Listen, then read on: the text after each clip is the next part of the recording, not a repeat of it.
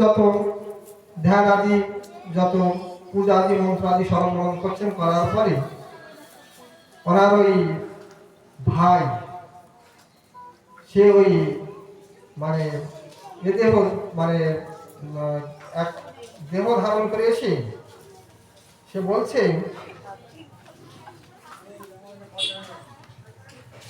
হ্যাঁ, ধুন্ধুকারী রূপ সে একটা মানে দারুণ, সে ভয়ঙ্কর রূপ ধারণ করে বলছে উপস্থিত হলে। তো গোকর্ণ বলছে তুমি কে? তখন ধুন্ধুকারী বলছে আমি তোমার দাদা ধুন্ধুকারী। তো তোমার এমন অবস্থা কেন? উত্তরে ধুন্ধুকারী বললেন, তুলাটা রমণীগণের ব্যবহারে ব্যক্ত করিয়া অতি দুঃখের কথা বললেন সবকিছু, যে আমি পীরের জন্য লাভ করে আসি, আমার দেহটা এরকম এখন। তা ভাই তোমার কাছে একটা কথা বলবো। তো বলছে কি বলো? বলছে আমার উদ্ধারের ব্যবস্থা করো না ভাই, আমি খুব পাপ করেছি জীবনে, আমাকে উদ্ধার করো, আমি খুব কষ্ট পাচ্ছি। হ্যাঁ, যদি কেউ কষ্ট থাকে এরকম কথা তো হয়, আমার একটা উদ্ধারের ব্যবস্থা করো। গোকর্ণকে বললেন। তখন গোকর্ণ বললেন, আমি তোমার জন্য তো গায়ে আসি, আত্ম করি আসি। ধুন্ধুকারী বললেন যে শত গায়া শ্রাদ্ধেও আমার এই মুক্তি হবে না, 100 মাত্রে গায়া শ্রাদ্ধ করলে আমার মুক্তি হবে না। তবে তুমি একটা ব্যবস্থা করতে পারো, দেখো কি ব্যবস্থা আছে আমি জানি না। তাই ভাই আমার করিতে প্রেত মুক্তি সম্প্রীতি করাবো, তুমি অন্য কোনো যুক্তি এই শ্রাদ্ধের মধ্যে কাজ হবে না। তখন গোস্কর্ণ আচার্যন্ত হয়ে চিন্তা করতে লাগলেন কেমন করিয়া মুক্তি হইবে। সেই রাত্রি প্রভাত হল, গোকর্ণ গৃহে আগমন জানিয়া লোক তাহার নিকট আসিয়া দেখিতে দেখা করতে লাগলেন। তুষ্ট এবং আনন্দ লাভ করলেন সবাই। সবাই বললেন, তুমি এই বাড়িতে গিয়েছো, তোমার কোনো অসুবিধা হয়নি? বলছে না, কোনো অসুবিধা হয়নি। সব কথা তিনি বললেন না। তখন তিনি এবার ব্রহ্মবিদগণ গোকর্ণ তাহাদিগকে ধুন্ধুকারী উদ্ধারের কথা জানাইলেন ব্রহ্মবিদগণকে। তখন তারা বহু শাস্ত্র দেখিয়া ধুন্ধুকারীর মুক্তির উপায় খুঁজিয়া পাইলেন না। তখন গোকর্ণ আপন তপবলে তিনি তপ করতে লাগলেন। তপ করতে করতে সূর্যদেবের গতি রোধ করে দিলেন। সূর্যদেবের গতি যখন রোধ করে দিলেন, সূর্যদেব বলছে, দেখো গোকর্ণ, তুমি তপ করেছো, এমন আমার গতি রোধ হয়ে গেছে, অতএব তুমি কি চাও? তখন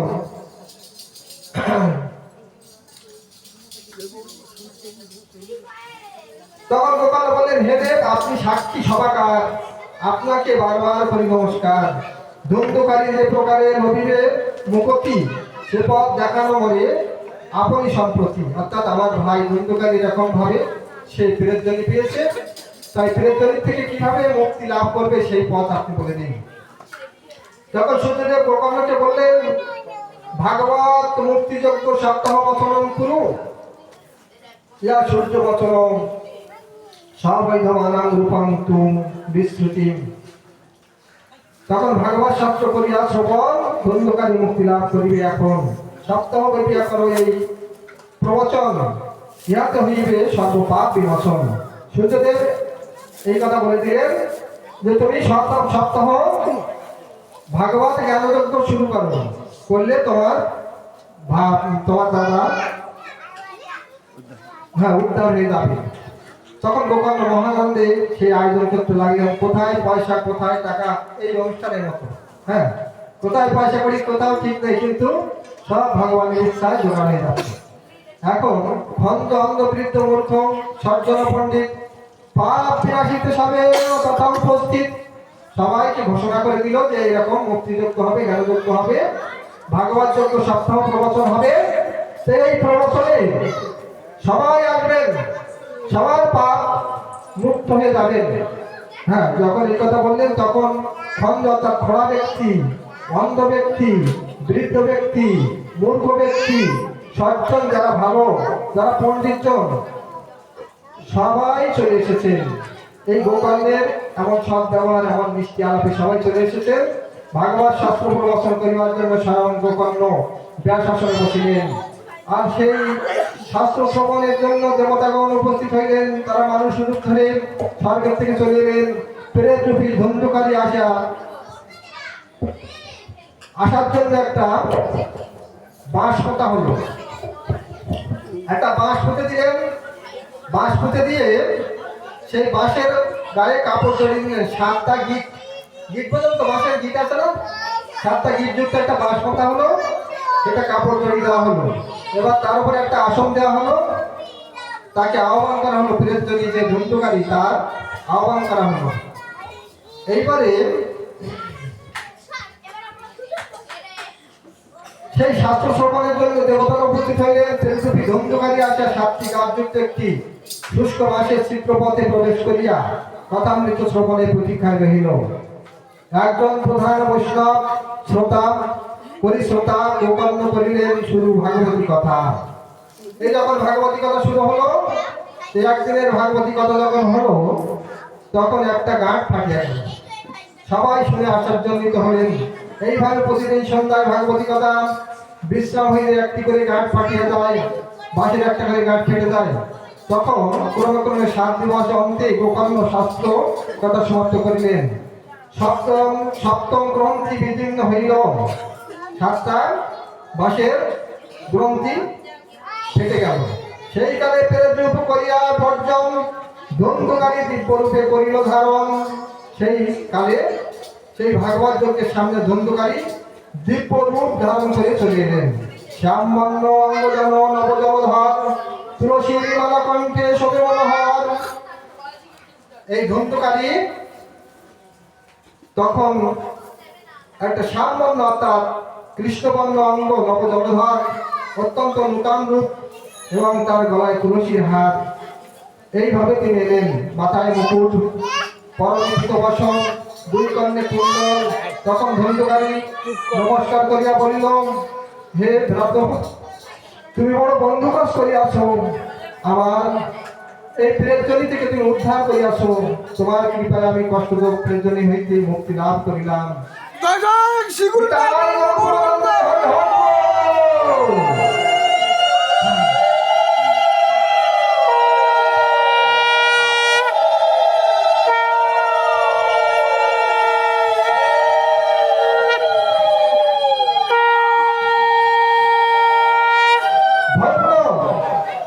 ভাগবতী কথা বার্তা প্রেতপ্রিয়ন বিলাসী সপ্তাহব্যাপী তথা ধন্য কৃষ্ণ লোকপ্র ফলপ্রদ প্রেতজনী বিলাসিনী ভাগবতী কথা এই সংসারে ধন্য হয় জানিনু সর্বদা। সবাই জানতে পারলো এই প্রেতজনী থেকে মুক্তি পাওয়া যায় এই ভাগবতী কথা। এমনই মানে হিতকারী। কম্পন্তে সর্বপাপানি সপ্তম শ্রবণে হিত স্থিতে অকস্মাৎ প্রলয়ং সত্য কথা সেয়ং করিষ্যাতি। এই ভাগবতী কথা শ্রবণ করে সপ্তাহকাল শ্রবণ করে ধন্ধকারী উদ্ধার হয়ে গেল। সেই ভারতবর্ষে জন্ম লাভ করিয়া শিবাজ ভাগবত শ্রবণ করেন যে না করলো তাহাদিকে জীবন বৃথা। বলছেন ভারতবর্ষের মতো তীর্থস্থান এই ভারতবর্ষ হচ্ছে ভগবানের অবস্থান। এই ভারতবর্ষে কতবার ভগবান এসেছেন। তাই ভারতবর্ষে জন্মগ্রহণ যারা করেছেন তাদের জন্ম বৃথা যদি ভাগবত কথা না শ্রবণ করা হয়। তথা সত্য ভাগবত শ্রবণে হরি সুলভ হবে। তবে মনের দুঃশাসনা গ্রন্থি সমুদায় নষ্ট হবে, তাতে আর কি আছে সংশয়। সপ্তাহ শ্রবণ যদি করে ভক্তি ভরে দুর্বাসনা বিনাশিত হবে চিরতরে। হেতারহু রয়েছে নির্মল চিত্ত শ্রোতা শ্রবণ করে পুত ভাগবতী কথা। শ্রবণে বৈষম্য হেতু বৈষম্য ফলেতে সকলে সমর্থ হবেন বৈকুণ্ঠ লভিতে। সবাই বৈকুণ্ঠ যেতে পারবেন। চারিদিকে জয় জয় জয় জয় সত্যম করিত ধনী স্বয়ং পঞ্চজন্য করিলেন ধ্বনিত। পরম পবিত্র ভাগবত কথামৃত বারেক শ্রবণে সর্বপাপ ভূষীভূত। এইভাবে গোকর্ণ শ্রী গোবিন্দ স্বয়ং আপনাকে বৈকুণ্ঠ লইয়া যাইবেন। হে গোকর্ণ, এই কথা বলিয়া সেই দুইগণ মহানন্দে হরিনাম কীর্তন করিতে করিতে চামর বেদন করিতে করিতে ধুন্ধুকারীকে লইয়া বৈকুণ্ঠ পথে চলিলেন। মহামতি গোকর্ণ পুনরায় শ্রাবণ মাসে যথারীতি হরিকথা প্রবচন করিলেন। সপ্তরাত্রি প্রতি হইয়া শ্রুতিবর্গ ভাগবতী কথা শ্রবণ করিলেন। তখন শ্রী হরি নিজেই বহু পার্শ্বগণের সহিত অসংখ্য বিমান যোগে সেই স্থানে উপস্থিত হইলেন। এই যে গোকর্ণ এই হরিকথা বলার ফলে, এই সপ্তাহ যজ্ঞ করার ফলে তার দাদা ধন্ধুকারী সে দীপুদেব ধারণ করে ভগবান তাকে রথ পাঠিয়ে দিলেন, বৈকুণ্ঠ থেকে রথ।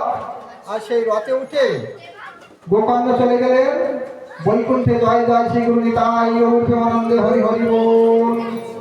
এবারে এই শ্রুতিবর্গ এরা বলছে যে দেখো দেখো গোকর্ণ, আবার যজ্ঞ করতে হবে, এই ভাগবত যজ্ঞ আবার করতে হবে। তো তোমার ভাই উদ্ধার হয়ে গেছে, তোমার ভাইয়ের জন্য করেছো, কিন্তু আমাদের সবার জন্য করতে হবে। গোকর্ণ আবার এই ভাগবতী কথা সপ্তম ভাগবত যজ্ঞ আবার করেছিলেন। তো এই গ্রামের সবাই যারা শ্রুতিবর্গ এসেছিলেন সবার জন্য ভগবান রথ পাঠিয়ে দিয়েছিলেন। সবাই দেহ ধারণ করে বৈকুণ্ঠ প্রাপ্ত হয়েছিলেন। জয় জয় শ্রী গুরু নিতাই গৌর প্রেমানন্দে নিতাই গৌর হরি হরি বল হরি বল।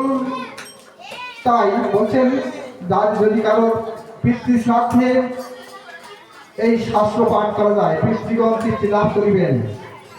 যদি কেউ অকস্মাৎ মানে দুর্ঘটনায় মারা যায় তার জন্য ভগবত কথা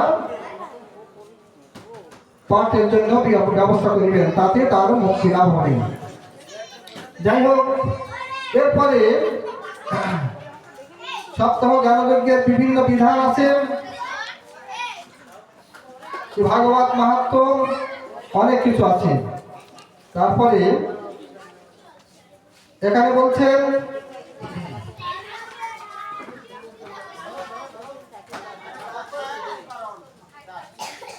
শ্রী ভাগবত কথামৃত প্রথম স্কন্ধ ওম নমো ভাগবতে বাসুদেবায় পাণ্ডব দুঃখ বিনাশায় অর্জুনাং অন্তর্জীবনাং সনু শিশু বিনাশায় বাসুদেবায় নমস্তুতে। এমন সময় সৌনকাদি ঋষিগণ পরমেশ্বর ভগবান তাহার ভক্তগণের প্রীতিবিধানের জন্য নৈমিষারণ্যে সহস্র বৎসর যজ্ঞব্যাপী একটি যজ্ঞ অনুষ্ঠান করলেন।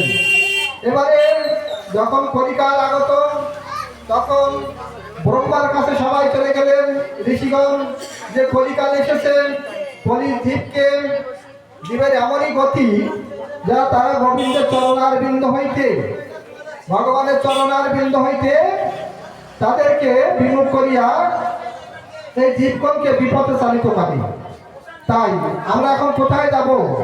তখন ভগবান ব্রহ্মা কিন্তু ভগবান গুণ অবতারের ভগবান। ব্রহ্মা কি করলেন? একটা চক্র মানে ছুড়ে দিলেন, এই চক্রের পশ্চাৎ সবাই চলে যাও, যেখানে চক্রের নেমি ছিন্ন হবে সেখানে গিয়ে তোমরা সাধন ভজন করলে কলির দোষ থেকে এড়াতে পারবে। তখন কি করলেন? এই ঋষিগণ সেই চক্রের পশ্চাৎ চলে গেলেন, সেই নৈমিষারণ্যে চলে গেলেন। সেই নৈমিষারণ্যে সেখানে ভাগবত কথা শ্রবণের জন্য যজ্ঞ আরম্ভ করলেন। তো যজ্ঞ করতে করতে তাদের বহু সময় চলে গেছে। তাদের এই যজ্ঞে একজন নবীন বয়সের এক প্রেমে তৈতন্য ধন আঁখি এমন একজন ব্যক্তি চলে আসছেন। তো চিন্তা করছে সবাই, সৌনকাদি ঋষিগণ তারা বলছে যে এমন আনন্দ তো আমাদের হচ্ছে না, এই ব্যক্তি কেমন আনন্দ করতে করতে চলে আসছে, খুব আনন্দে কীর্তন করতে করতে চলে আসছে। যখন এই দেখলেন তখন সৌনক ঋষি বললেন যে কি এমন আনন্দ, তোমার এত আনন্দ কোথায় পেয়েছো? আমরা তো কেউ আনন্দ পাচ্ছি না, তোমার এত আনন্দ হচ্ছে কেন? তখন এই উগ্রসভায় সুত গোস্বামী বললেন, কেন আনন্দ হবে না? আমি ভাগবত কথামৃত কথা যজ্ঞ আমি আশ্রয় করেছি, শ্রবণ করেছি, তাতে আমার এমন আনন্দ। তা আপনারা কি করছেন এখানে? বলছে আমরা যজ্ঞ করছি, এই যজ্ঞে কি হবে? বলছে যজ্ঞে স্বর্গলাভ হবে। তো স্বর্গলাভ হলে কি হবে? তোমাদের কি করতে হবে? বলে তাও জানি না। দেখুন, আপনাদের আর যজ্ঞ করতে হবে না। হে সৌনকাদি ঋষিগণ, আমি গরজনে বলছি, আমি কথা যজ্ঞ এনেছি। আপনাদের এই আগুন জ্বালাতে হবে না, আর ঘি ঢালতে হবে না। আর ঘিতে আগুন দিলে তো দাও দাও করে জলে, এই ঘি পয়সা কোথায় পাবেন? আর কাঠের পয়সা কোথায় পাবেন? আর কি বা খাবেন? তখন সৌনক ঋষি সব ঋষিগণকে বললেন যে দেখো, একটা নূতন সংবাদ এনেছে, নূতন বার্তা শুনতে হবে আমাদের। কি কথা যোগ্য? শুধু কথা শ্রবণ করলেই হবে? তখন এই ভাগবতী কথা শ্রবণ করালেন আমাদের। এই ভাগবতী কথা শ্রবণ করালেন, সৌনকাদি ঋষিগণ সবাই শ্রবণ করলেন, 60,000 ঋষি তখন শ্রবণ করলেন। পরব্রহ্ম যজ্ঞেশ্বর শ্রীকৃষ্ণের সম্প্রীতি তাহার মতি থাকেন, এবং তিনি অদ্বিতীয় পরম পুরুষ। তথাপি মনে মনে তিনি যেমন নানা রূপে প্রকাশিত হইয়াছেন, এইভাবে সমস্ত জগতের পতি দেবতা, মনুষ্য, পশু, অধ্যাসিত সমস্ত গ্রহলোকগুলি পালন করেন তিনি বিভিন্ন অবতারে তার বিভিন্ন লীলাবিলাস করিয়া বিশুদ্ধ সত্যের অধিষ্ঠান জীবসমূহ উদ্ধার করেন। এই সমস্ত কথা শ্রবণ করলেন, ভগবানের অবতারের কথা বলতে লাগলেন। তখন অবতার কত প্রকার হয়? 6 প্রকার অবতার ভগবানের। 6 প্রকার অবতারের মধ্যে প্রথম হচ্ছে পুরুষ অবতার। পুরুষ অবতার, তারপরে গুণ অবতার, তারপরে নীল অবতার, তারপরে যুগ অবতার, সত্যাবেশ অবতার। এইভাবে 6 প্রকারের অবতার আছে ভগবানের। তাই পুরুষ অবতারের 3 জন পুরুষ অবতারই নাম কিন্তু মনে রাখবেন। 3 জন পুরুষ অবতার ভগবানের ইচ্ছার অনুসারে সেই শঙ্কর্ষদেব তিনি ভগবানের ইচ্ছা অনুসারে সেই বিরোধাতে এসে স্বয়ং করলেন। তিনি হচ্ছেন প্রথম পুরুষ কারণাবশায়ী, দ্বিতীয় পুরুষ হচ্ছে গর্ভদোষায়ী, তৃতীয় পুরুষ হচ্ছে ক্ষীরোদোষায়ী। এই 3 জন পুরুষ অবতার হলো। তারপরে এই ক্ষীরোদোষায়ীর ভ্রুমধ্য থেকে বিষ্ণু উৎপন্ন হলো, দক্ষিণ দিক থেকে ব্রহ্মা উৎপন্ন হলো, বাম দিক থেকে শিবজি উৎপন্ন হলো। এই 3 জন গুরু অবতার হলো। তারপরে যুগ অবতার হলো, সত্যযুগে শ্রীহরি, ত্রেতায় হয়গ্রীব, দ্বাপরে শ্যামবর্ণ কৃষ্ণ, কলিযুগে পীতবর্ণ কৃষ্ণ। এইভাবে হলো। তারপরে মন্বন্তর অবতার হলো, 14 মনু, ব্রহ্মার থেকে 14 মনুর উৎপত্তি হলো। 14 মনু উৎপত্তি হওয়ার পরে এবারে মৎস্যকুর্ম, বরাহ, নৃসিংহ, লীলাবতারী হলেন 25 জন। এই লীলাবতারী 25 জনের মধ্যে অনেক রূপ। 25 জনের কথা এখানে বর্ণনা আছে।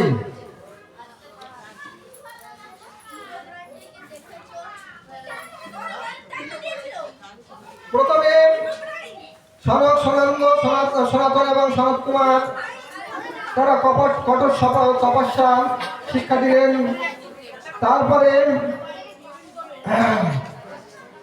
না অনেকবার কাটেছে, এত ছেলেরা চেঁচামেচি করে, মেয়েরা চেঁচামেচি করে না। এবার খুব উত্তপ্ত হচ্ছে না কেন?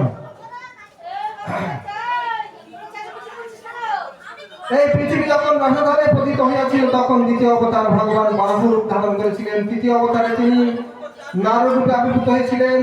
চতুর্থ অবতারে ধর্মরাজের গর্ভের নারায়ণ রূপে উপস্থিত হলেন। তারপরে পঞ্চম অবতারে তিনি ঋষি কদ্দম দেবতীর পুত্র রূপে কপিল রূপে জন্মগ্রহণ করিলেন। ষষ্ঠ অবতারে তিনি অত্রির পুত্র রূপে দত্তত্রেয় হয়ে জন্মগ্রহণ করলেন। সপ্তম অবতারে তিনি প্রজাপতি রুচির পত্নী আকুতির গর্ভে যজ্ঞ নামে উপস্থিত হলেন। অষ্টম অবতারে তিনি আবির্ভূত হলেন সমস্ত মানুষের আশ্রয় রূপে মেরু দেবী পুত্র রূপে অবতীর্ণ হন তিনি মহারাজ নাভির পুত্র ঋষভ রূপে। তারপরে নবম অবতারে তিনি উপস্থিত হলেন পৃথিবীর ঔষধি সমূহ দমন করিয়া পৃথুরাজ বসুন্ধরা কন্যা রূপে পৃথিবী রূপে, আর চাক্ষুষ মনান্তরে তিনি অবতারে দশম অবতার মৎস্য রূপে, তারপরে তিনি কর্ম রূপে, তারপরে ধনন্তরী রূপে, মোহিনী রূপে, নৃসিংহ রূপে, বামন রূপে, পরশুরাম রূপে, তারপরে তিনি সপ্তদশ অবতারে তিনি ব্যাস রূপে অবতীর্ণ হয়েছিলেন। এই ব্যাসদেবের কথা একটু বলি। এই যে গ্রন্থ, ওই ভাগবত গ্রন্থ যিনি রচনা করেছিলেন, সেই ব্যাসদেবের কথা একটু বলি। ব্যাসদেবকে অনেকে অনেক রকম বলে, অনেক রকম মন্তব্য করে, কিন্তু এই ব্যাসদেবের কথা আমরা না বললে নয়। ব্যাসদেব যখন পরাশর ঋষি যমুনার পারে চলে যাচ্ছেন, তো যমুনার পারে চলে যাচ্ছেন, তিনি নৌকায় উঠেছেন, মৎস্যগন্ধার নৌকায়। মৎস্যগন্ধা একটা মহিলা পার করছে নৌকা, সেই নৌকায় উঠেছেন। যখন নৌকায় উঠেছেন না, তখন উনি তপ করছেন, নৌকায় বসে বসে তপ করতে করতে উনি চিন্তা করছেন একটা সুন্দর মুহূর্ত চলে যাচ্ছে, এই সময় যদি কোনো পুত্র সন্তান উৎপাদন করা যেত, এই ক্ষণকালের মধ্যে যদি কোনো পুত্র সন্তান উৎপাদন করা যেত, তা সে মহাজ্ঞানী হতো এবং জগতে কল্যাণ স্বরূপ হতো সেই পুত্র। তাহলে কি করি? এখন উনি তাকিয়ে দেখেন মৎস্যগন্ধার সামনে। মৎস্যগন্ধাকে বললেন যে তোমার থেকে আমি একটা পুত্র সন্তান উৎপাদন করবো। মৎস্যগন্ধা তখন অনেক রূপ অজুহাত দেখালেন যে আমি একটা কুমারী কন্যা, আমার থেকে পুত্র সন্তান উৎপাদন করলে কলঙ্ক হবে, তাই না? কন্যা, কুমারী কন্যার থেকে পুত্র সন্তান যদি উৎপাদন করা যায় তার কলঙ্ক হবে। তারপরে এই নদীর মাঝখানে কোথায় স্থান, তারপরে এই দিবালোকে সব দিকে লোক চলাচল করছে, সবাই দেখবে, হ্যাঁ, এরকম বিভিন্ন বললেন। তখন পরাশরমণি চিন্তা করলেন যে মুহূর্তকালটা চলে গেলেই তো আর কোনো উপায় থাকবে না। তখন মৎস্যগন্ধাকে বললেন আমি এক্ষুনি কূপঝাটিকা নির্মাণ করে এসেছি, আর সঙ্গে সঙ্গে তপবনে তিনি একটা দ্বীপ তৈরি করে দিলেন। এই দ্বীপের উপরে তিনি এই ব্যাসদেবকে সৃষ্টি করলেন। ব্যাসদেব যখন জন্মগ্রহণ করলো, তো সঙ্গে সঙ্গে মুহূর্তকালের মধ্যে ব্যাসদেব তার গর্ভে স্থিত হয়ে সঙ্গে সঙ্গে প্রসব হলো, এবং সেই ব্যাসদেব সঙ্গে সঙ্গে 16 বছরের যুবক হয়ে গেল, এবং সঙ্গে সঙ্গে ওখান থেকে মা বাবাকে প্রদান করে বলে চলে গেল। সম্ভব? কোনো সাধারণ ব্যক্তি সম্ভব? কিন্তু মুহূর্তের মধ্যে বলে চলে গেল। এই যে মুহূর্ত ক্ষণকালের মধ্যে ব্যাসদেব জন্মগ্রহণ করলেন, এতে কোনো মৎস্যগন্ধার কোনো কলঙ্ক হয়নি, এবং জগতে এই ব্যাসদেব যদি না আসতো তাহলে এই ভাগবত শাস্ত্র আমরা পেতাম না। এই ভাগবত শাস্ত্র ব্যাসদেব তিনি রচনা করেছিলেন, এই নারদ ঋষির কৃপাতে রচনা করেছিলেন। তাই মহর্ষি বেদব্যাসের অপ্রসন্নতা দেখে মনে মনে ব্যাসদেব চিন্তা করছি যে আমার মা না মৎস্যগন্ধা, তো জগতে আমি কলঙ্কিনীর ছেলে, কেননা আমার মা তখন বিয়ে হয়নি। তখন পরাশরমণির ঔরসী, আমার পিতা বড় তপস্বী, সে ঠিক আছে, কিন্তু মা তার বিয়ে হয়নি, তখন আমার তার থেকে পুত্র উৎপাদন করেছি, সেই পুত্র আমি। অতএব আমার খুব কলঙ্ক, মনে অপ্রসন্নতা। তখন নারদ ঋষি এসেছেন। নারদ ঋষি এসে কি করছে বলছেন, নারদ, ব্যাসদেব, তোমার মনে অপ্রসন্নতা কেন? তোমার মনে মন খারাপ কেন? তোমার কি হয়েছে? তুমি কি এত পুরাণ রচনা করেছো, এত কিছু করেছো, তোমার মন খারাপ কেন? তখন ব্যাসদেব বলে ফেললেন যে আমার মায়ের দিকটা দেখলেন আমার মন খারাপ হয়ে যায়, কিন্তু পিতার দিকটা আমার খুব ভালো লাগে। তা বলছে দেখো, জন্ম হোক যথাযথ, কর্ম হোক ভালো।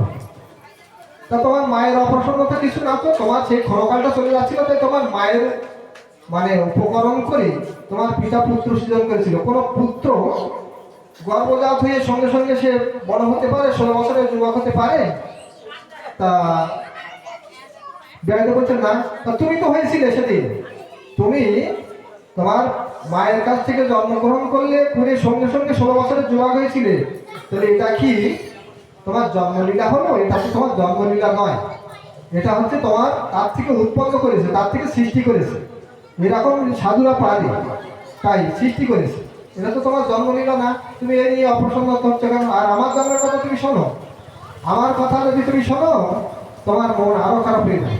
তা আমি সাধুর কৃপায় এই নারদ ঋষি হয়েছি, শুনবে আমার কথা? তখন ব্যাসদেবের এই কথা শুনে নারদ ঋষির কাছে চিন্তা করছে, তাই তো শুনি। তা আপনার কেমন হয়েছিল? বলে, আমি ছিলাম দাসী পুত্র। তোমার তো পিতার ঠিক আছে, তোমার পিতার নাম পরাশর, তুমি বলতে পারছো না, আমার পিতার নাম আমি জানি। আমি ছিলাম দাসীর পুত্র, কেউ আমাকে নিয়ে খেলতো না। সবাই বলছে দাসী পুত্র, বাড়ি বের করে দে। তা আমি কারোর সঙ্গে মিশতে পারতাম না। আমি যখন 5 বছর আমার জ্ঞান হলো, তখন আমি কারোর সঙ্গে মিশতে পারতাম না। দাসী পুত্র বের করে তাড়িয়ে দিয়ে আমাদের ঘরে কেউ বসতে দিত না, কেউ থাকতে দিত না। এই অবস্থায় আমি চিন্তা করলাম যে মা আমার এরকম বলে কেন? বলছে, বাবা তুই আর বলিস না ও কথা, মার কাছে কিছু শুনতে পারি না। তারপরে সাধুর কৃপাতে কি করে আমি এই নারদ ঋষি হলাম তুমি শ্রবণ করে একটু। একদিন এক যজ্ঞে অনেক সাধুরা যাচ্ছে, যেতে যেতে তো আমাদের এই একটা ওই তাল পাতার কুটির ছিল। তাল পাতার কুটির বলতেন তো, ঘরের ঘর, তাল পাতার কুটির, মানে তাল পাতা দিয়ে একটা ঘর, কাঁচা ঘর বানানো তাতে ছিল।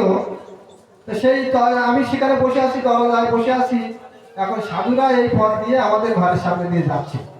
যখন সাধুরা যাচ্ছিল তো বলছে, বাবা এই কোন জায়গায় যোগ হবে বলতে পারিস?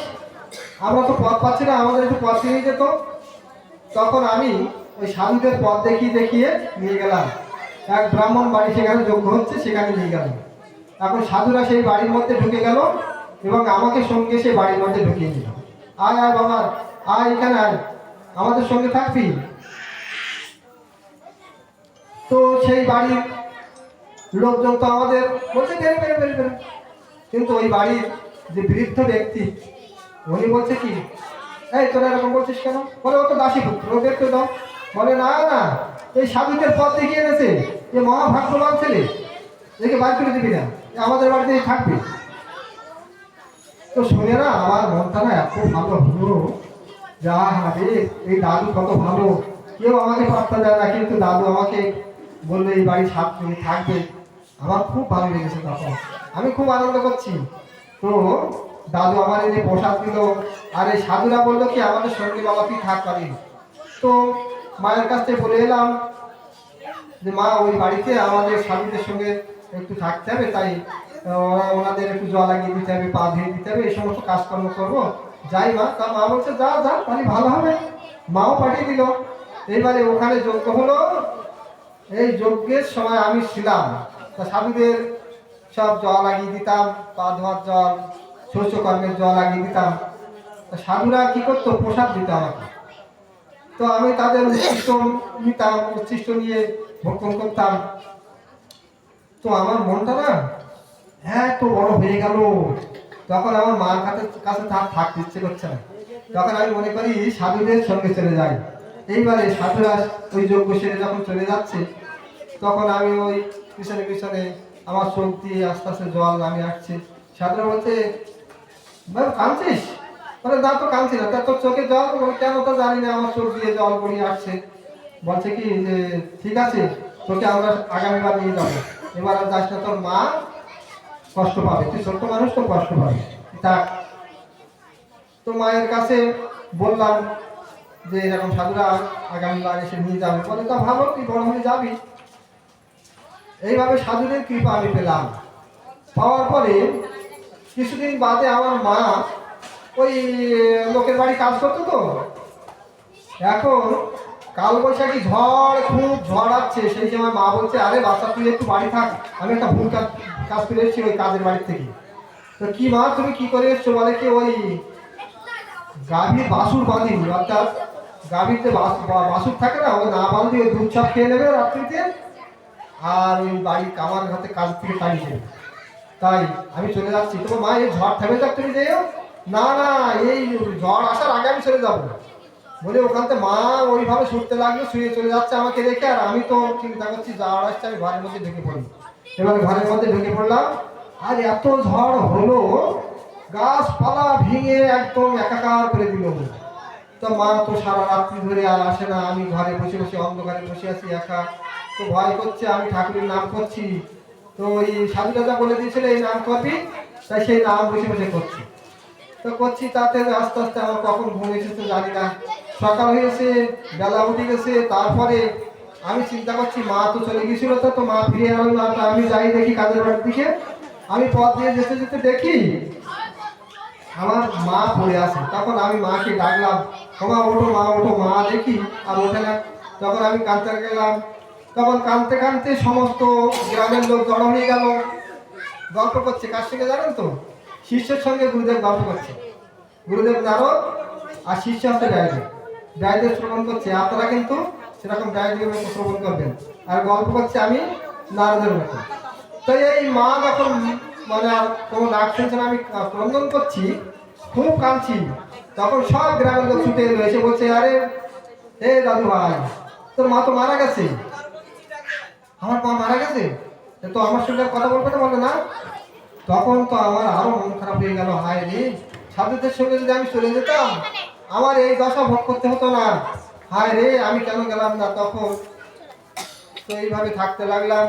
এ বাড়ি সে বাড়ি থাকি, যত্ন করে কেউ, কেউ দুধ সাই করে তাড়িয়ে দেয়। এইভাবে থাকতে থাকতে সাধুরা আবার তার পরের বছর এলো। এসে যখন ওই বাড়িতে উৎসব করতে এলো, তখন ওই সাধুদের সঙ্গে আমি আবার পরিচয় দিলাম। আমাকে চিনতে পেরে ওরা তো আমাকে মাথায় মাথায় হাত বুলিয়ে আরো ভালোবাসলো। বলে, বাবা তুই কেমন আছিস? বলছে কি, আমার মা মারা গেছে, আমি খুব কষ্টে আছি। তোর কষ্ট হবে না, আমাদের আশ্রমে নিয়ে যাবো, তুই চিন্তা করিস না, চিন্তা করিস না। তখন না আমার মনটা খুব ভালো হয়ে গেল, আর আমি খুব আনন্দ করতে লাগলাম যে মা মরে গেছে, সেই কষ্ট দ্বারা আমি ভুলে গেলাম। তারপরে সাধুরা এই অনুষ্ঠান ছেড়ে যখন যাচ্ছে, তখন বললো, আমাদের সঙ্গে যাবি তো? বলে, হ্যাঁ যাবো। আমি আর কোথায় থাকবো, তোমাদের সঙ্গে যাবো। তখন সাধুদের সঙ্গে চলে গেছিলাম। সেই সাধুদের কৃপাতে আজকে আমি নারদ ঋষি হয়েছি, আমি সবার পূজ্য হয়েছি, সবাই আমাকে পূজা করে। আর তুমি, তোমার পিতা মাতা সব আছে, তোমার পিতা হচ্ছে পরাশর মণি, তার মতো মণি হয় না। সে এমন নিষ্কাম, সে তোমার মায়ের থেকে পুত্র উৎপাদন করেছে, তার কোনো কামনা বাসনা ছিল না। তুমি এই নিয়ে মন খারাপ করছো। তখন জয়দেবের মনে প্রসন্নতা হলো। তাই আমি কি করবো? তুমি ভাগবত শাস্ত্র রচনা করো, 17 পুরাণ রচনা করেছো, বেদ বিভাগ করেছো, গীতা রচনা করেছো, অনেক কিছু করেছো, কিন্তু তুমি এবার ভাগবত রচনা করো, তোমার মনে প্রসন্নতা হবে। তারপরে এই ভাগবত রচনা করলেন বেদব্যাস। তার অপ্রসন্নতা কেটে গেল। যাওয়ার পরে তিনি এই ভাগবত কথা রচনা করলেন। আরো দেবশিবাদ বললেন, অল্পকাল মাত্র সাধু সেবার প্রভাবেতে হয় বিরোধ চিত্তবৃত্তি বিবিধ নিবিষ্ট আমাতে এই পঞ্চ ভৌতিক দেহ ত্যাগ তেজি অন্তঃপরে আমার পাশ্চাৎ দেহ রবে মমপুরী। বলছে যে অল্পকালের জন্য শুধু সাধু সেবা করি, আমার এরকম সুদীয় মতি উৎপন্ন হয়েছিল। তার ফলে আমি দুঃখদায়ক এই জগৎ, জড়জগৎ ত্যাগ করিবার পর আর অপ্রাকৃতভাবে আমাকে পার্শ্ববর্ত লাভ করলেন। আমাকে তিনি ভগবান তার স্থানে জায়গা দিলেন। হ্যাঁ, নারদ বললেন, তারপর আমি সেই অদৃশ্য পরমেশ্বরের নতমস্তকে প্রণত নিবেদন করিলাম এবং অনন্তর দিব্য নাম কীর্তন করিতে করিতে সমস্ত পৃথিবী পর্যটন করিলাম। কৃষ্ণের চিন্তায় আমার মন মগ্ন থাকায় আমার কোনো প্রকার আসক্তি ছিল না। এই রকমের জনকলুষ হইতে মুক্ত হইলাম। আর আমার তারপরে মৃত্যু হয়েছিল। অনন্তর কল্পে ব্রহ্মা যখন সৃষ্টি কার্য উদ্যত হইলেন, তখন তার নিঃশ্বাসের মাধ্যম দিয়ে তার দেহে আমি প্রবেশ করেছিলাম। হ্যাঁ, তারপরে আমি এইভাবে ব্রহ্মা যখন প্রথমে সৃষ্টি শুরু করলো, ব্রহ্মার নাসিকায় নিঃশ্বাসের সঙ্গে আমি তার দেহে প্রবেশ করেছিলাম। এবারে সেই নাসিকার থেকে আমি উৎপন্ন হয়েছিলাম, তাই আমার নাম হলো নারদ। এই নারদের পিতামাতার নাম কি জানেন? বলুন তো কেউ। নারদের পিতার নাম কি, মায়ের নাম কি জানেন কেউ? হ্যাঁ, ও আমি তো বলে দিলাম কেবল। নারদের পিতামাতার নাম তো কেবল বলে দিলাম, শোনেননি? আবার বলছি, ব্রহ্মার নাসিকার থেকে নারদের উৎপত্তি, তাই নাম হয়েছিল নারদ। ব্রহ্মার প্রথম পুত্র 4 জন, সনক, সনাতন, সনন্দন, সনত কুমার। পঞ্চম পুত্র এই নারদ। এই নারদ হচ্ছে ব্রহ্মার পুত্র, তাই ব্রহ্মার পিতা বলুন আর মাতা বলুন সবই, নারদের পিতা বলুন আর মাতা বলুন সবই ব্রহ্মা। ব্রহ্মার থেকে নারদের উৎপত্তি। আর ব্রহ্মার পিতা কে জানেন? ব্রহ্মার পিতা, ব্রহ্মাজির পিতা হচ্ছে গর্ভদক্ষায় বিষ্ণু। গর্ভদক্ষায় বিষ্ণু নাভিনাম থেকে সেই পদ্ম উঠেছিল, সেই পদ্মের উপরে ব্রহ্মার জন্ম হয়েছিল, তাই গর্ভদক্ষায় বিষ্ণু তার পিতা। যাই হোক, এইবারে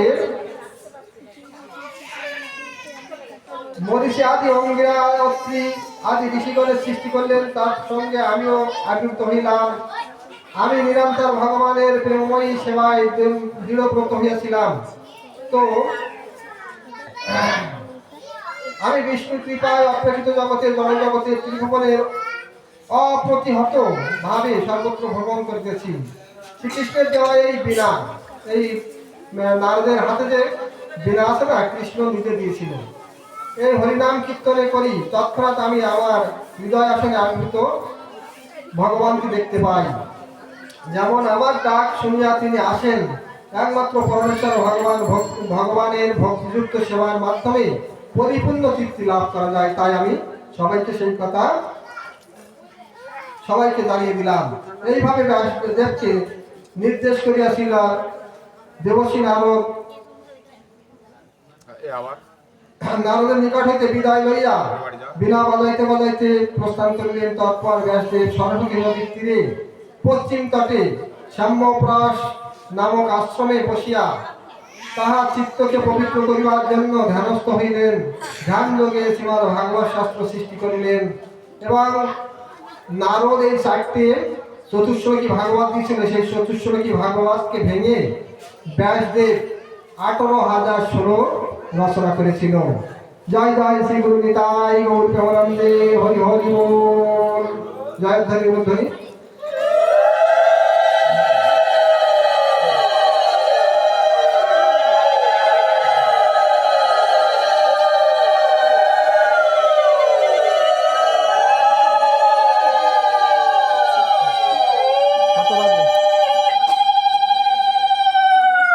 তারপরে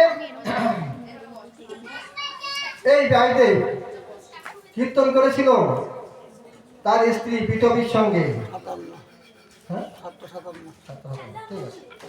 তো বিটবীর সঙ্গে গল্প করেছিল, সব কীর্তন করেছিল। বিটবী মানে কি শ্লোক রচনা করে গণেশ লিখনি করেছিল। গণেশ 4 হাতে লিখতে পারতো, কেউ আমাদের 2 হাত 2 হাতে কেউ লিখতে পারে, কিন্তু গণেশ 4টে হাত 4 হাতে লিখতে পারতো, এমন গণেশের ক্ষমতা। এই জন্যে হিসেব নিকাশের দোকানের গণেশকে বসিয়ে রাখে, জানো তো, কোনো ভুল ভুল যেন না হয়, তাই না? তাই গণেশ খুব হিসেবদার। তাই গণেশ হচ্ছে লেখনী করেছিল, আর এই ভাগবত কথা বক্তৃতা করেছিল ব্যাসদেব। আর এই বক্তৃতা যখন করেছিল, বিটবী ছিল খুব ভক্তিমতী। বিটবীর গর্বে ছিল সুখদেব। তখন ওই বিটবী বলতো, প্রভু আজকে কি কি রচনা করেছেন আমার সঙ্গে বলুন। আর এই কথা সব গল্প করতো বিটবী, তাই শুনতো। আর গর্ভে বসে বসে সুখদেব সব নোট করতো। সুখদেব সব হৃদয়ঙ্গম করতো। তাই গর্ভ অবস্থায় যদি কোনো মায়েরা ভাগবত কথা শ্রবণ করে, তার মঙ্গল হবেই হবে। ভাগবত কথা পাঠ করবেন, শ্রবণ করবেন, কীর্তন করবেন, মন সরল রাখবেন, তাহলে সুসন্তান জন্মগ্রহণ করবে। সেই সন্তানের কাছে আপনি সুখ পাবেন। আর যদি মন খারাপ রাখেন, মন যদি উচ্চাটন হয়, তাহলে সেই পুত্র সন্তান আপনার ঠিকভাবে দেখবে না। তারপরে তিনি এই সুখদেব শ্রবণ করলেন। সুখদেব 16 বছর ছিলেন মায়ের গর্ভে। আগে বলেছিলেন সুখদেব 16 বছর মায়ের গর্ভে ছিল। তো একদিন সব ঋষিগণ বলছে, আরে ব্যাসদেব, তোমার স্ত্রীর গর্ভে সেই কতদিন ধরে গর্ভ হয়ে আছে, তো প্রসব হয় না কেন? তুমি তার একটা প্রতিকার করো। মা যখন মারা যাবে তাহলে ওই পুত্রটা বিপদে পড়ে যাবে। তখন ওই গর্ভের কাছে আরাধনা করছেন ব্যাসদেব, হে গর্ভে কে আছো তুমি, তুমি কেন প্রসব হয় না? তোমার মা খুব কষ্ট হচ্ছে। 16 বছর যদি কেউ মায়ের গর্ভে থাকে তার কি অবস্থা, মায়ের কি অবস্থা হয়। 10 মাস 9 মাস 9 দিন থাকলে তাই শেষ হয়ে যায়, আর তোমার মা কতদিন কষ্ট করছে। তো সুখদেব ভিতর থেকে উত্তর দিচ্ছে দৈব মানে এতে যে পিতা, আমি যখন বাইরে বেরোবো আমাকে তো মায়া আটকে ফেলবে, সেই জন্য আমি বাইরে বেরোচ্ছি না, আমি এখানে ভজন করছি ওই ঘেট মন্দির ঊর্ধ্বপদে। বলছে না, তোমাকে বাইরে হতে হবে। তাহলে পিতা তুমি এই মায়াদেবীকে অপসারণ করো। তখন গোদহন কাল, একটা গরু দিতে যতক্ষণ সময় লাগে সেই সময়কাল মায়াদেবীকে অপসারণ করে রেখেছিলেন। সুখদেব প্রসব হলেন, সুখদেব প্রসব হয়ে সঙ্গে সঙ্গে ওই যে নারী চেতন হয়নি, নারীটা গলায় জড়াতে জড়াতে চলে যাচ্ছেন বনপথে। আর পিতা দেখছেন সুখদেব চলে গেল, পিতা পুত্র আমার সঙ্গে কথা না বলে চলে গেল। আরে তার একটু আমি জাতকর্ম কিছু করতে পারলাম না, তার সঙ্গে কোনো মানে আপ্যায়ন হলো না, কিছু হলো না, তার শ্রুতি পারলাম না, একটু সে চলে যাচ্ছে। তখন পুত্র পুত্র করতে করতে প্রায়দের চলে যাচ্ছেন। তো বনের মধ্যে গমন করে চলে যাচ্ছেন। হায় রে, আমার পুত্রটা গমন করে চলে যাচ্ছে, কোন বিপদ হবে না ঠিক নেই। তা অপ্সরারা তখন ওই আগেকার নিয়ম ছিল, তখন বস্ত্র আদি খুব একটা ছিল না, তো এক বস্ত্র মতো, তাও বস্ত্র রেখে সবাই স্নান করত। তো বস্ত্র রেখে স্নান করছে সবাই। এইবারে সুখদেব চলে গেল, 16 বছরের যুবক, তারা বস্ত্র আদি নিল না। আর যখন 80 বছরের বৃদ্ধ যাচ্ছে ব্যাসদেব, তখন তারা সবাই দেহ আদি আবৃত করেছেন। তখন ব্যাসদেব দাঁড়িয়ে গেছে। আরে তোমরা কি লোক, একটা উলঙ্গ ছেড়ে যাচ্ছে 16 বছরের যুবক, তাকে দেখে তোমাদের লজ্জা হলো না? আর আমি 80 বছরের পুরো, আমার দিকে খুব লজ্জা লেগেছে তোমাদের? তখন বলছে ওরা যে আপনার মধ্যে স্ত্রী পুরুষ ভেদ জ্ঞান আছে, আমরা স্ত্রী আপনি পুরুষ এরকম ভেদ জ্ঞান আছে, কিন্তু ওই যে ব্যক্তি যাচ্ছে না ওনার মধ্যে স্ত্রী পুরুষ কোনো ভেদ জ্ঞান নাই। উনি কে স্ত্রী কে পুরুষ এরকম ভেদ জ্ঞান ওনার মধ্যে নাই, অর্থাৎ উনি ভেদশূন্য ব্যক্তি আর আপনি ভেদ যুক্ত ব্যক্তি। অর্থাৎ আপনাকে দেখে আমরা কাপড় চোপড় আবৃত করেছি, কিন্তু ওনাকে দেখে আবৃত করার কোনো প্রয়োজন নেই। তখন উনি চিন্তা করছি, এত সম্মান আমার ছেলে, আরো জোর করে ডাকছে। এখন কোনো পুত্র সন্তান মনে সাড়া দিল না, বলের থেকে সব ডাকছে। পুত্র পুত্র কাকে বলছেন? ও তো আপনার পুত্র নয়, ও তো ভাগবত বক্তা, ও তো নিজের কাজে সাধন করতে চলে যাচ্ছে। তখন ওই ওখান থেকে যেতে যেতে গিয়ে সেই গঙ্গার তটে সেই হরিদ্বারে গিয়ে ওখানে দেখছেন সাধু সমাজ সব বসে আছে, কেউ পাঠক নাই। পরীক্ষিতের সাপ হয়েছে, সাপগ্রস্ত পরীক্ষিত বসে আছে, সবাই বসে আছে, কিন্তু কোনো পাঠক নাই। উনি সেখানে গিয়ে ওই পাঠ মঞ্চে বসেছিলেন, এবং সেই পাঠ মঞ্চে বসে যা বলেছিলেন সেটাই হচ্ছে ভাগবতী কথা। এই জ্ঞানগর্ভ এই সুখদেব, তাই সুখদেবকে ব্যাসদেব শিক্ষা দিয়েছিলেন। তারপরে শুরু হলো অশ্বত্থামা এবং দ্রৌপদী পুত্রগণের নিধনের কথা। এদিকে 18 কিনি সোনা সব প্রায় শেষ। তো বেঁচে আছে কৃপাচার্য, পাণ্ডবপক্ষে কৃপাচার্য আর কৃষ্ণ আর সার্থকী পঞ্চ পাণ্ডব, আর কৌরব পক্ষে আছে অশ্বত্থামা আর দুর্যোধন আছে। ভীমের গলার ঘাতে দুর্যোধনের রূপভঙ্গ হয়ে ছটফট করছে মৃত্যুপথের যাত্রী। দুর্গপুত্র অশ্বত্থামা দুর্যোধনকে দেখতে আসি আর জিজ্ঞাসা করলেন, কি করিবে তুমি শান্তি পাবে? তোমার তো উরু ভেঙে রেখে দিয়েছে, উরু ভেঙে রেখে দিয়েছে, তুমি কি করলে শান্তি পাবে? তখন বললেন যে আমি শান্তি পাবো যদি পঞ্চ পাণ্ডবের মস্তক ছেদন করে আমার উপহার দিতে পারো, তাহলে আমি শান্তি পাবো। তো অশ্বত্থামা বললেন, ঠিক আছে তাই করবো, আজকে রাত্রিতে পঞ্চ পাণ্ডবের মাথা তোমার হাতে দেবো। এইবারে পঞ্চ পাণ্ডব যে শিবিরে থাকে, সেই শিবিরে পঞ্চ পাণ্ডবকে কৃষ্ণ বললেন, আজকে তোমরা এখানে থেকে হবে। তা ঠিক আছে, তাহলে কোথায় থাকবো? বলে অন্য শিবিরে থাকবো। তিনি তো জানেন সবকিছু, কৃষ্ণ সবকিছু জানে না? তো জানেন যে এখানে পঞ্চপাণ্ডব যদি থাকে পঞ্চপাণ্ডবের মস্তক ছেদন হয়ে যাবে। অতএব ওদের তো এখনো মৃত্যুর সময় হয়নি, ওদের মৃত্যুর সময় এখন আসেনি। তাই পঞ্চপাণ্ডবের 5 ছেলে সেই জায়গায় থাকলো, সেই শিবিরে, আর পঞ্চপাণ্ডব অন্য জায়গায় থাকলো। এবার রাত্রিতে অশ্বত্থামা এই পঞ্চপুত্রের মস্তক ছেদন করে নিয়ে অশ্বত্থামা নিয়ে দুর্যোধনের কাছে দিল। দুর্যোধনকে বলছে, এইটা এনেছি পঞ্চপাণ্ডবের মস্তক। হ্যাঁ, অশ্বত্থামা বলে, আমাকে দাও দেখি একটা মস্তক। ভীমের মস্তকটা দাও, যে মস্তক আমাকে দিলে আমি বুঝতে পারবো। ভীমের মস্তকটা দিল, ভীমের সন্তান সেই মস্তক